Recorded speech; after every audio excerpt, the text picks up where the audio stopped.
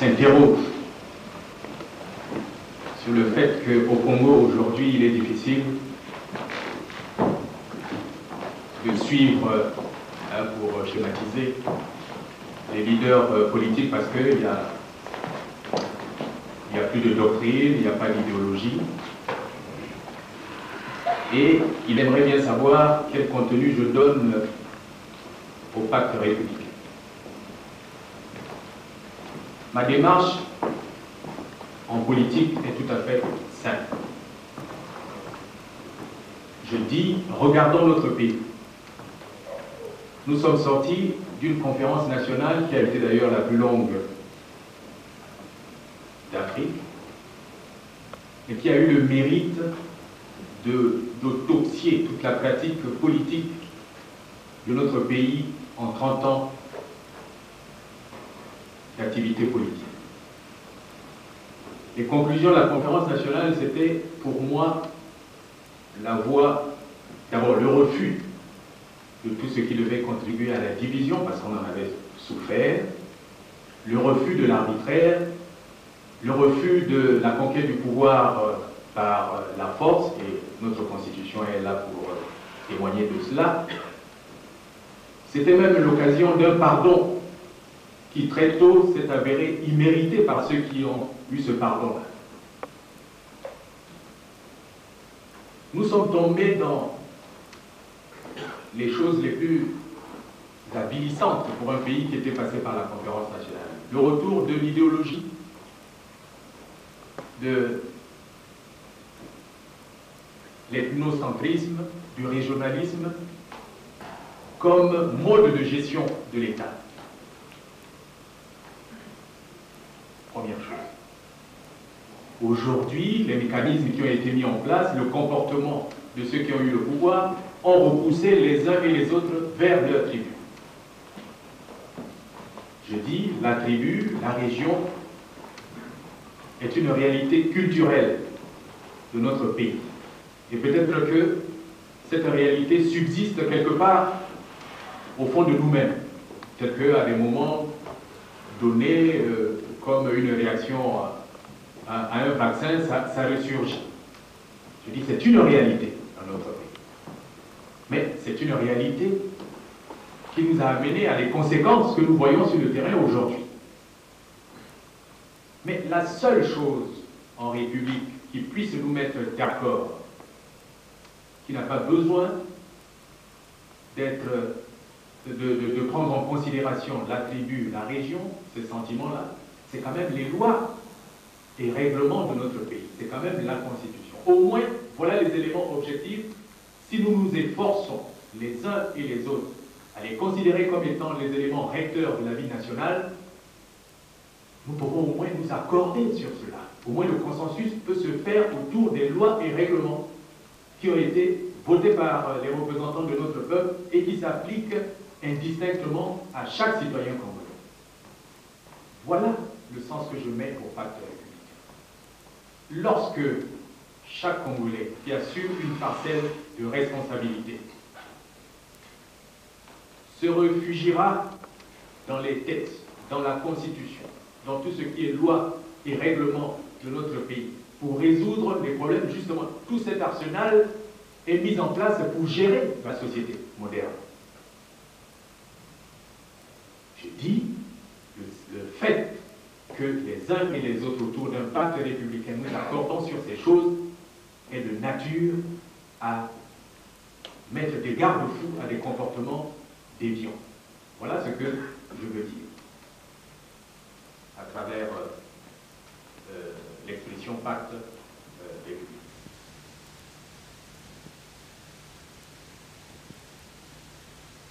La question sur la démocratie, les Africains ne seraient pas mûrs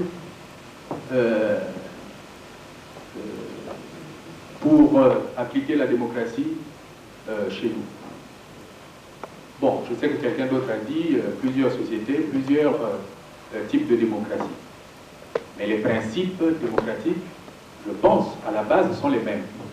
Mais il s'agit que dans les pays, chacun, en fonction de ses valeurs culturelles, il adapte ce principe à sa tradition, à sa culture, etc. Donc on ne peut pas dire, effectivement je ne suis pas d'accord avec, je suis d'accord avec le frère qui a dit que, bon ben, transposer une démocratie, prendre celle qui est pratiquée ici en France et la calquer sur le Congo, ça ne pourrait pas marcher parce que lorsque nous voyons les gens qui nous ont amenés dans cette voie, vous prenez la France, vous prenez l'Angleterre, vous prenez les États-Unis, c'est des pays qui pratiquent la démocratie, mais c'est trois démocraties différentes dans la manière dont les choses sont agencées. Donc je suis tout à fait d'accord, c'est à nous d'avoir l'intelligence c'est en cela que je réponds un peu à certaines questions. Je dis, nous avons des compétences en Afrique. Prenons conscience, il faut qu'au moins notre génération prenne conscience que les autres ne viendront jamais bâtir chez nous. Faisons confiance à ce que moi j'appelle élite, mais que l'on pourrait identifier aux compétences. Un pays comme le Congo a des compétences du nord au sud, à l'est et à l'ouest. Mettons ensemble toutes ces intelligences pour essayer de réfléchir par nous-mêmes à nos problèmes. Je dis aujourd'hui, on jette la pierre sur le Fonds monétaire et la Banque mondiale. Bon, mais qu'est-ce qui se passe? Il y a eu des pays qui ont bien négocié avec ces institutions. Parce qu'ils ont fait confiance à l'élite nationale pour réfléchir les questions. Parce que les gens sont dans un environnement. Ils connaissent mieux l'environnement. Ils connaissent les traditions culturelles de notre pays. C'est à nous de nous armer, de proposer des solutions et de négocier d'égal à égal avec les gens qui viennent. Or, nous cherchons toujours les solutions de facilité. On va chercher des cabinets ailleurs qui parfois, et je peux vous dire une chose, à un moment, je participais au temps du parti unique au conseil d'administration d'une grande entreprise de notre pays. Je sais aussi ce que certains cabinets font. On leur demande une étude dans cette entreprise. Bon, ils viennent, comme c'est des gens malins, ils cherchent d'abord ce qu'on n'a déjà fait dans le pays concernant cette entreprise. Ils trouvent les documents. Bon, mais comme ils parlent peut-être mieux le français que nous, ils rédigent peut-être mieux, ils ont des meilleurs appareils, etc. Bon, ils les mettent en forme, et c'est le même document qui a été fait par les experts congolais qu'on vient revendre au Congo. Donc je dis que c'est bien la question sur la démocratie, même si elle a imposé, c'est parce que nous-mêmes, nous manquons de personnalité et nous n'avons pas le courage de réfléchir. Nous vivons, tous nos pays vivent au quotidien. Un pays ne peut pas se gérer au quotidien. Ceux qui ont la charge, la direction d'un pays doivent toujours avoir une vision. La vision, c'est quoi? C'est les études prospectives. Et aujourd'hui, je crois que dans chacun de nos pays, nous avons suffisamment de cadres. Si nous faisons confiance à nos cadres, il est possible que nous anticipons sur un certain nombre de choses au lieu qu'on nous les impose de l'extérieur. Je vous ai évoqué très rapidement qu'à un moment, au sein même du comité central du Parti congolais du travail, il y avait une volonté d'ouvrir le parti. Nous étions un système calqué sur les démocraties populaires, qui fonctionnait, on peut même le dire, parfois par mimétisme. À telle enseigne que, quand les choses ont commencé à se fragiliser, avec l'arrivée de Gorbatchev au pouvoir, mais au sein de notre propre parti, les voix ont commencé à se lever pour aller vers une ouverture beaucoup plus démocratique. Bon, ce n'était pas la conférence nationale, mais déjà, au sein du parti, il y avait déjà cette lutte-là. Donc, il y avait un besoin. Bon, maintenant, je ne dis pas qu'on a été indifférent au discours de La Baule. Le discours de La Baule a été peut-être un catalyseur qui a permis peut-être que cette prise de conscience comment dirais-je, devienne saisissable. Bon, les sociétés africaines ne sont pas... Bon, peut-être qu'on n'appellerait pas ça démocratie, mais vous savez comment fonctionnaient nos sociétés traditionnelles. Il n'y avait pas un chef de village autocratique. Même si, sur la place publique, il venait annoncer les décisions prises pour la bonne marche du village, il s'entourait toujours d'un conseil de sages. Et le conseil de sages veut bien dire ce qu'il dit. Donc, même dans nos propres sociétés traditionnelles, et si nous nous arrêtions un peu, que nous exploitions nos propres richesses, il serait possible aussi de trouver des formes de gestion démocratique qui n'auraient rien à envier avec aux autres démocraties. Je dis, bon, j'ai pris l'exemple des États-Unis, de la France et du Royaume-Uni, et c'est trois démocraties différentes, même si les principes de base sont les mêmes.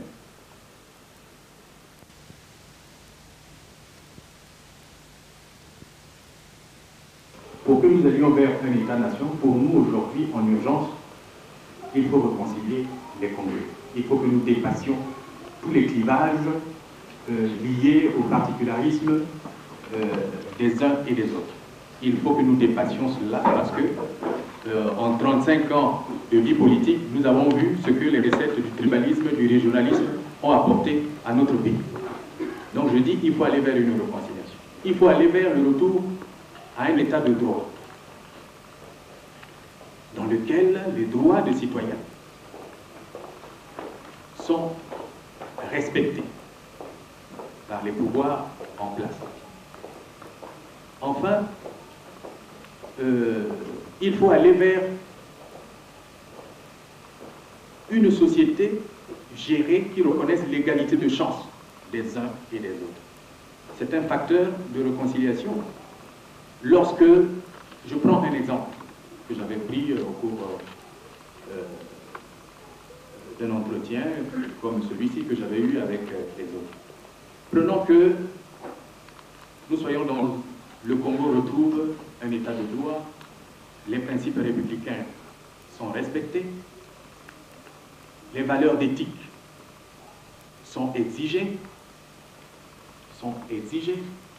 la justice retrouve son indépendance et est une justice, je dirais, juste. Donc, les petits comportements vicieux que nous remarquons parce qu'un certain nombre de règles de jeu ne sont pas respectées s'estomperont d'eux-mêmes. Je prends un exemple. Aujourd'hui, notre fonction publique est saturée. Il ne peut plus recruter. Or, pendant longtemps, l'État a été le seul employeur dans notre pays. Il y a quand même le jeu normal, peut-être pas, on n'aura peut-être pas les postes budgétaires suffisants pour recruter les jeunes qui sont sur le marché, enfin qui attendent d'être recrutés. Je dis, si nous réussissons à faire que les choses soient transparentes dans tous les domaines de la vie active de l'État. S'il se libère, par exemple, un poste, nous n'aurons plus à recourir aux méthodes qui font que, comment dirais-je, il y ait des animosités aussi entre les Congolais. Il y a des rancœurs qui peuvent exister entre deux Congolais qui remplissent les mêmes conditions et parce que l'un d'eux a un frère ou un parent qui est bien placé, c'est celui-là qu'on recrute. Or, si nous avons des mécanismes qui sont des mécanismes sains, avec des gens sérieux, qui acceptent un peu, où les principes que j'ai énoncés sont respectés, un concours pourrait faire que, bon, mais moi si j'échoue au concours, si je sais que le concours a été corrigé de façon honnête, je ne vois pas pourquoi j'en voudrais à quelqu'un, même si c'est son frère, qui a supervisé le concours. Donc je dis, l'État-nation ne pourra être créé que dans la mesure où un certain nombre de règles, un certain nombre de principes sont respectés par les uns et les autres et appliqués par ceux qui ont le pouvoir.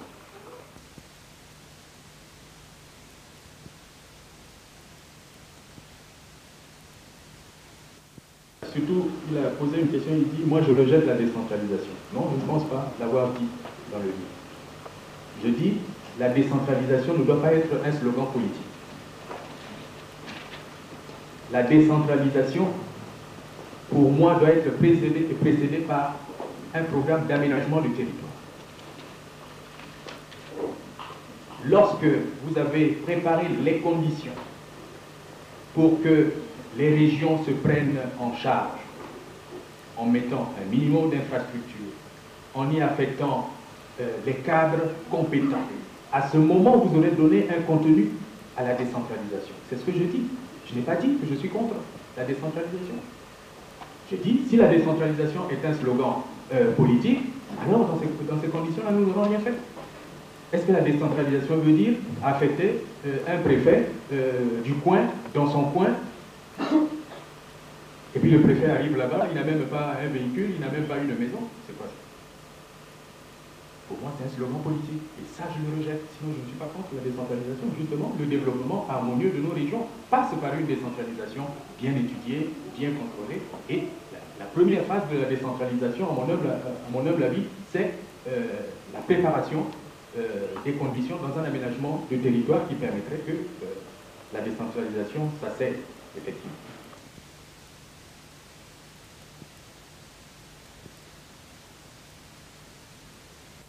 Nous sommes aussi, avec l'évolution du monde, pour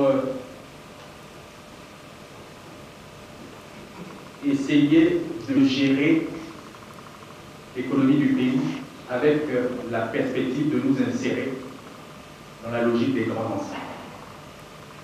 Le Congo est un petit pays, 2,5 millions d'habitants. Bon, quel que soit notre ouest, je ne pense pas que nous puissions, même si je suis pour la promotion des PME et des PMI, bon, je ne pense pas que nous puissions disposer d'un marché intérieur qui nous permettrait de générer des ressources, plus de ressources pour développer notre économie. Je crois qu'il faut résolument, comme ici d'ailleurs, on devrait même s'étonner que des pays comme celui dans lequel nous nous trouvons, qui ont une base scientifique éprouvée, qui ont atteint un seuil minimum acceptable, qui devrait pouvoir dormir sur ses lauriers, compte tenu de l'évolution du monde, éprouvent le besoin de se regrouper. Mais à plus forte raison, des pays comme les nôtres qui ne sont pas très loin de l'âge de la pierre taillée dans certains domaines, je crois que nous avons intérêt à approfondir une réflexion qui ferait qu'au plan économique, nous agissions dans le cadre des grands ensembles. D'ailleurs, il y a déjà des institutions dans notre pays, dans cette partie, notamment en Afrique centrale, bon, qui ont été mises en place, qui malheureusement ne trouvent pas la volonté politique nécessaire pour connaître un démarrage effectif.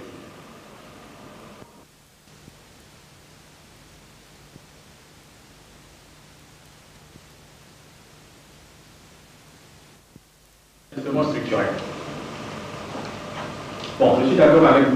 Okomba Émile lorsqu'il fait les développements concernant la politique d'ajustement structurel, lorsqu'il rappelle les questions d'équilibre macroéconomique et l'intervention de la Banque mondiale.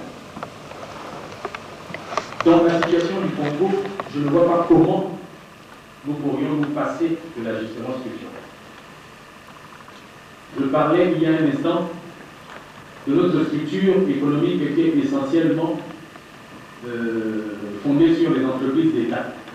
Et tout le monde sait que ces entreprises d'État ont été gérées comme des offices sociaux, hein, avec aucun respect de la règle, comment dirais-je, de la gestion normale dans les entreprises.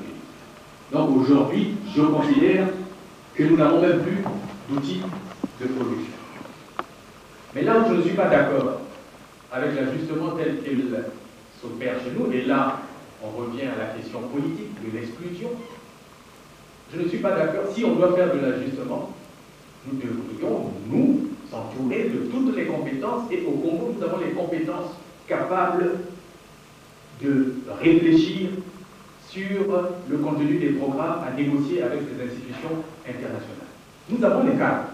Et malheureusement, la loi de la tribu, de la région, a fait que Mais les cadres, bon, malheureusement, qui ont assumé les responsabilités et qui se sont frottés à ces choses, qui ont peut-être connu des erreurs à un certain moment, ces cadres aujourd'hui, parce qu'ils ne sont pas de telle mouvance ou ils ne sont pas de telle tribu, bon, ils ne participent plus à l'action au niveau de l'État, à cette réflexion congolaise.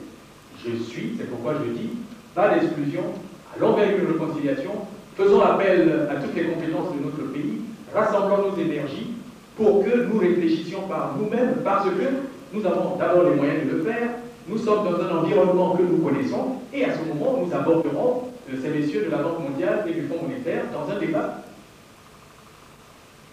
à la suite d'une réflexion que nous aurions menée nous-mêmes. Or, nous assistons à quoi? D'abord, je vous dis, si je dis que je suis d'accord avec l'ajustement structurel, c'est parce qu'on est bien obligé. Quand on signe un accord avec le Fonds monétaire international, on ne devrait pas être fier. C'est la mise sous tutelle de notre économie. C'est parce que nous sommes incapables. Donc on ne devrait pas être fier. Donc moi, lorsque les gens disent qu'ils ont signé un accord, bon, ils en font un slogan politique, c'est un succès, mais je me morfonds dans mon coin. Je me morfonds dans mon coin. Le Congo a des ressources. Si nous mettions un peu d'ordre dans la gestion de notre pays, dans la gestion économique de notre pays, bon, vous savez que pendant 2 ou 3 ans, nous n'avons même pas eu de budget. Les quelques recettes qui tombaient au trésor public ont fait l'objet de réquisitions. Oui, mais si on commence d'abord par mettre de l'ordre nous-mêmes, ça nous pouvons le faire si nous voulons. Si nous pouvons au moins mettre de l'ordre là, ça nous pouvons le faire. C'est quand même pas des choses qui sont. Il y a une volonté politique qui ne veut pas que les choses soient transparentes. Donc je dis, lorsque on signe un accord avec les institutions financières, parce que il y a une lettre d'intention qui a été acceptée, et on pense que c'est un succès, mais dis non. L'ajustement structurel, tel que pratiqué par le FMI et la Banque mondiale, c'est la mise sous tutelle de notre économie. Donc on ne devrait pas être fier. Mais malheureusement, la situation est tellement catastrophique que je ne vois pas le Congo. Si on ne met pas d'ordre dans le circuit financier de l'État, on ne met pas d'ordre dans la confection de nos budgets, parce que le budget aujourd'hui, ce n'est même plus un exercice, on comprend quoi? Le budget de 94, bon, on multiplie par un coefficient et toutes les lignes sont reconduites systématiquement. Moi j'étais à l'Assemblée, je sais comment ça se passe. Je dis, le Congo a les moyens de recorriger ces choses, de faire les choses suivant les règles de l'art. Vous voyez ma position sur l'ajustement civil. Mais nous sommes obligés de passer par là parce que je ne vois pas là, dans 1 an ou 2 ans, comment le Congo peut se tirer d'affaire à partir de ses propres efforts. Mais si nous devons faire l'ajustement structurel, mais au moins nous allions à ce débat avec une réflexion congolaise. Bon, est-ce que l'ajustement structurel permettra de sortir notre pays, permettra les formules imposées par la Banque mondiale et le Fonds monétaire nous permettront de nous développer. Bon, je dis pour l'instant, on ne peut pas faire autrement, mais prenons en charge. Il y a des pays qui ont bien réussi à négocier avec ces institutions et ont apporté le progrès dans leur pays. Commençons d'abord par être sérieux nous-mêmes. Réglons un certain nombre de désordres qu'il y a dans le pays au niveau de l'administration, au niveau du circuit financier de l'État. Renouons avec les questions d'éthique au niveau de l'administration, au niveau des responsabilités que les uns et les autres exercent. À ce moment-là, il serait peut-être possible de voir un peu plus clair et de choisir les options Fonds monétaire, Banque mondiale ou non.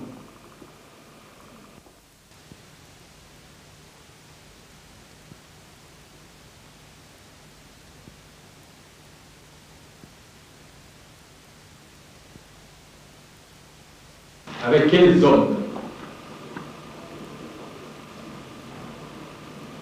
je vais,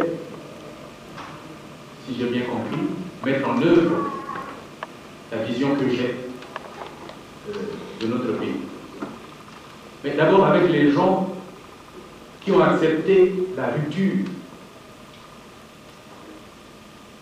avec le passé et qui s'insère dans le prolongement de la conférence nationale. Je pense que la conférence nationale a été un moment important pour notre pays.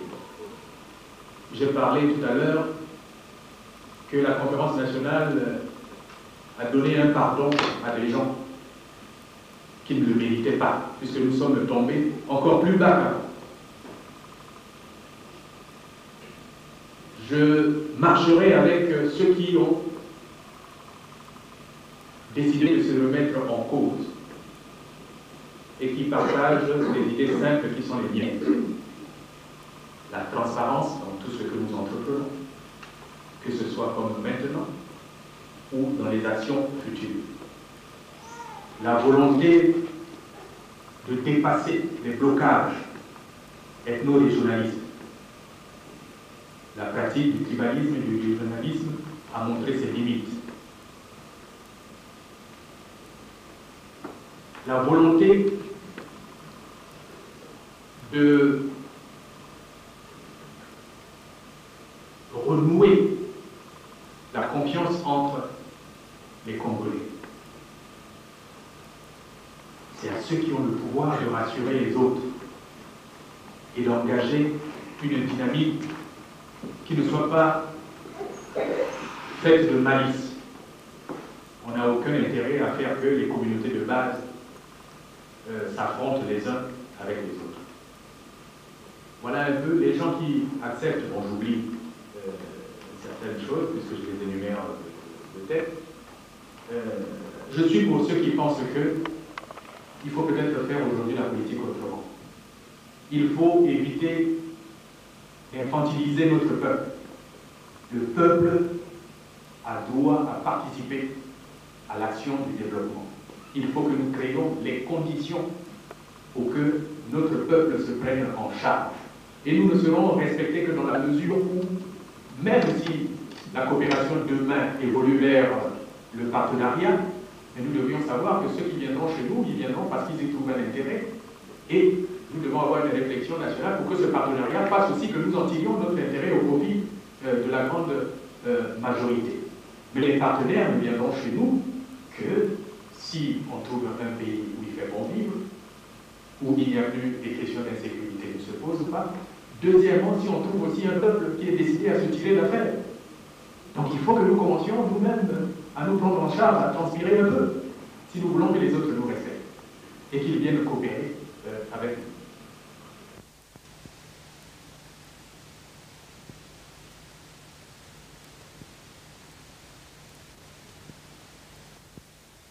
La classe politique congolaise doit accepter que les conditions de transparence et d'organisation d'un scrutin libre, que le contenu et la qualité de la campagne ont autant d'importance que le choix de l'homme qui garantira les grandes options que le Congo se sera donné pour son avenir.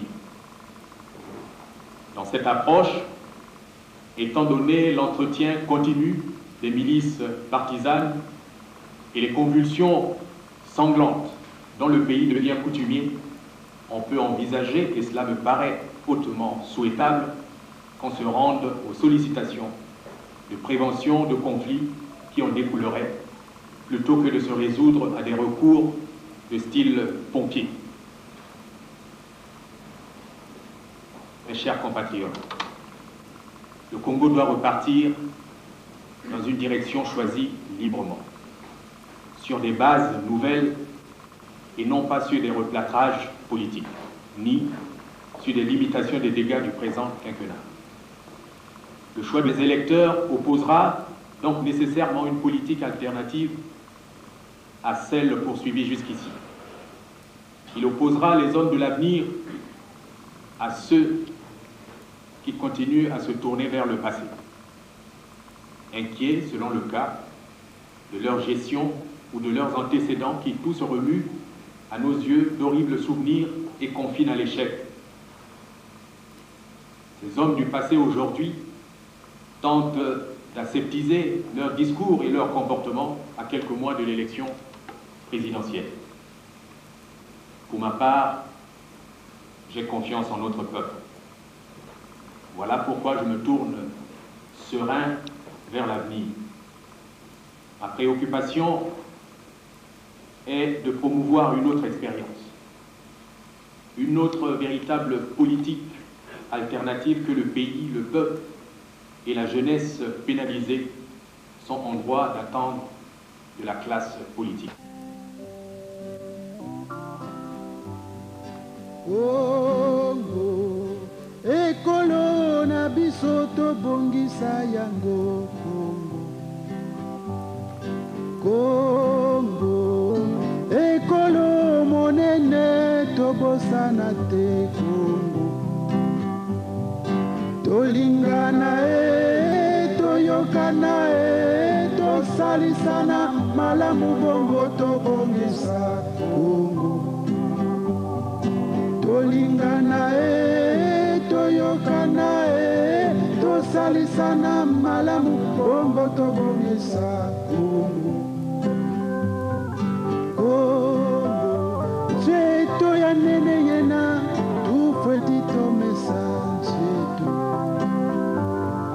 Congo, cheto ya mbote mbote tufetisarila cheto. Tufreti solo sono, tufreti salasana, moko tuto messageto. Tufreti solo sono, tufreti salasana, moko tuto messageto. Tolingana toyokana tosalisana malamu, bongo tobongisa Congo.